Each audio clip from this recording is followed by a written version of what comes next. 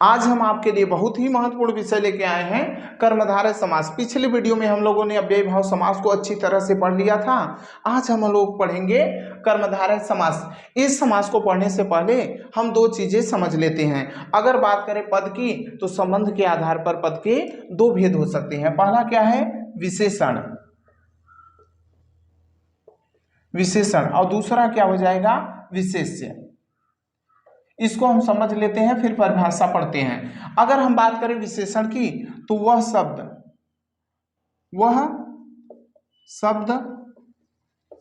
जो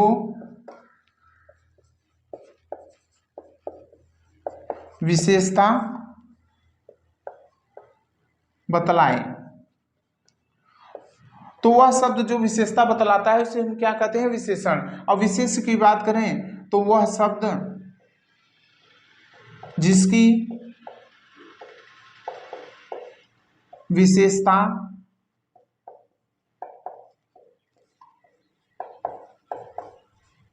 बताया जाए, या लिख सकते हैं बतलाई जाए। वह शब्द जिसकी विशेषता बतलाई जाए उसे हम विशेष कहते हैं। वह शब्द जो विशेषता बतलाए उसे हम विशेषण कहते हैं। जैसे हम शब्द ले लिए नील गाय, तो देखिए इसमें नील क्या हो जाएगा? प्रथम पद, और गाय क्या हो जाएगा? द्वितीय पद। प्रथम पद को ही हम पूर्व पद कहते हैं, द्वितीय पद को हम क्या कहते हैं? उत्तर पद। तो देखिए इसका प्रथम पद क्या है? नील अर्थात नीला, और गाय मतलब क्या हो जाएगा? विशेष्य। तो नीला शब्द क्या है? विशेषता बतला रहा है, और गाय की विशेषता बतलाई जा रही है। तो जिस समास का प्रथम पद, यहीं से परिभाषा हम बना लेंगे कि जिस समास का प्रथम पद विशेषण तथा दूसरा पद विशेष्य होता है उसे हम कर्मधारय समास कहते हैं। अब यहीं से हम परिभाषा बना लेते हैं। अब हम बात करें कर्मधारय समास की परिभाषा की।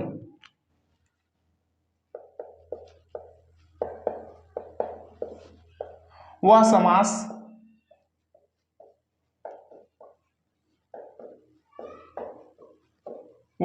जिसका प्रथम पद विशेषण तथा दूसरा पद विशेष्य होता है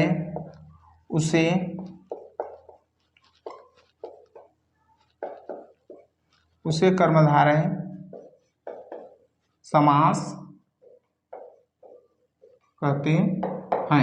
तो वह समास जिसका प्रथम पद विशेषण तथा दूसरा पद विशेष्य होता है उसे हम कर्मधारय समास कहते हैं। इसके कुछ और पॉइंट हम जान लेते हैं। इस समास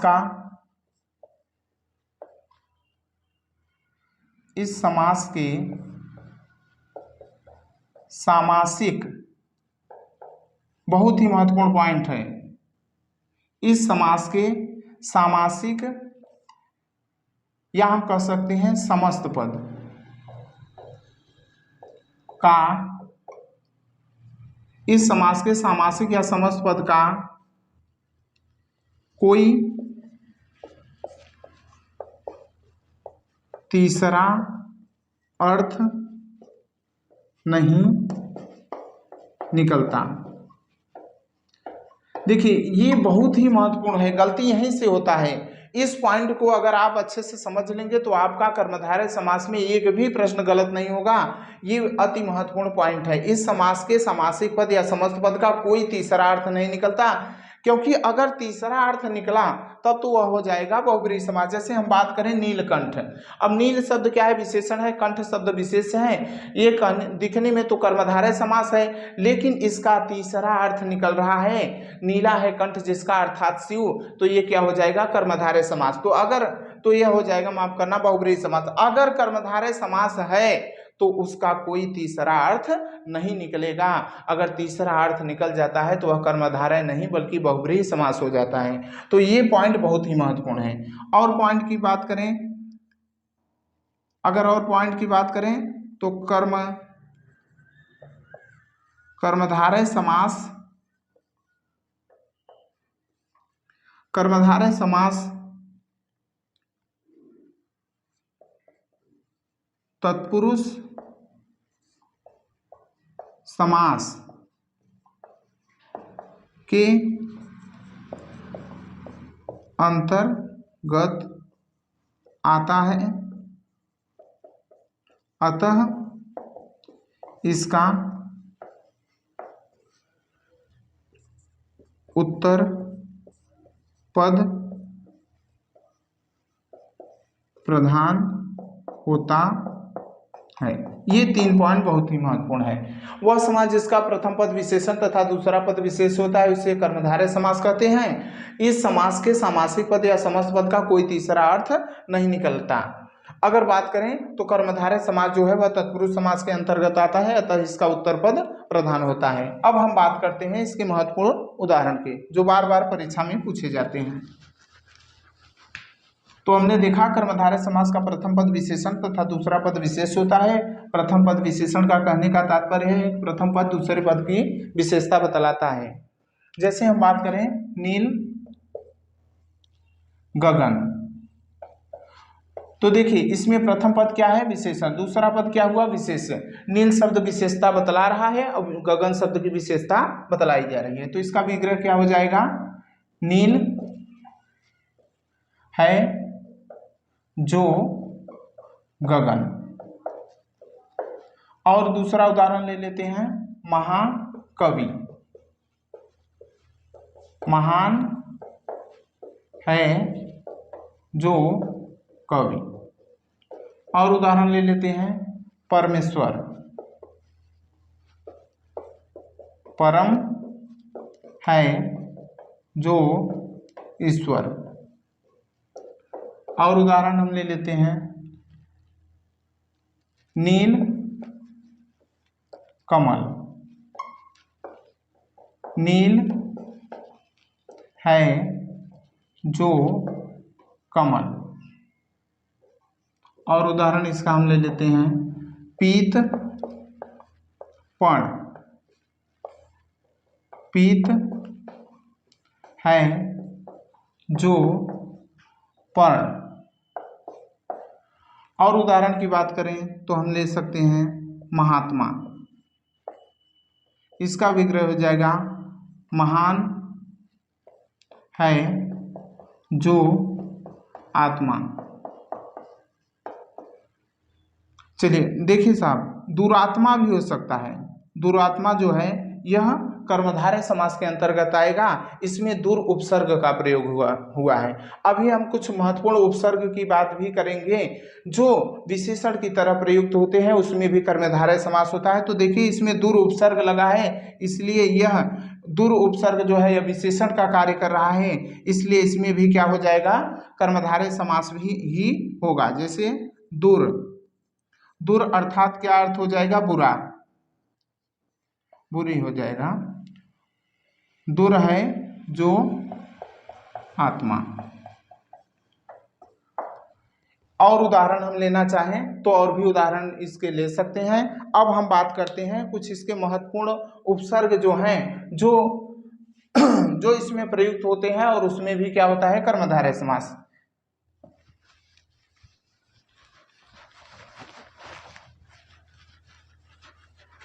देखिए अब हम बात करें निम्नलिखित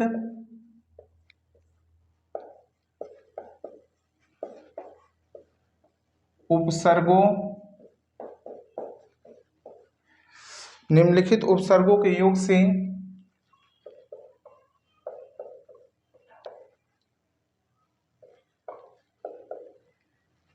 निर्मित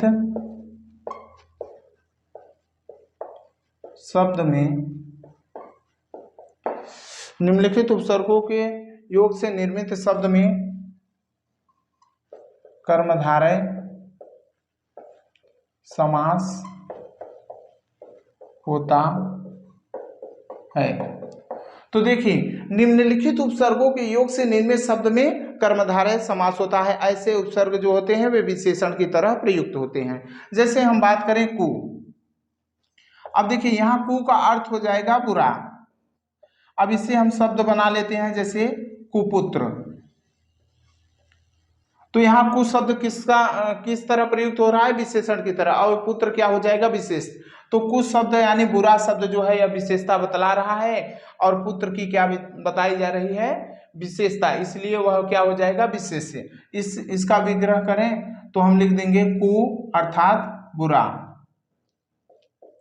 है जो पुत्र। इसी तरह हम सुपुत्र का भी बना लेते हैं, सु उपसर्ग से, सु जिसका अर्थ हो जाएगा अच्छा। अब इसका शब्द ले लिए सुपुत्र, इसका विग्रह हो जाएगा सु अर्थात क्या हो जाएगा, अच्छा है जो पुत्र। और हम ले लें उदाहरण, तो जैसे हम ले लिए अध उपसर्ग, अध का अर्थ हो जाएगा आधा। जैसे ले लिए अध पका, तो इसका विग्रह क्या हो जाएगा, अध है जो पका। अगर और हम ले लें, जैसे ले लिए हम उपसर्ग, हम का मतलब क्या हो जाएगा, समान।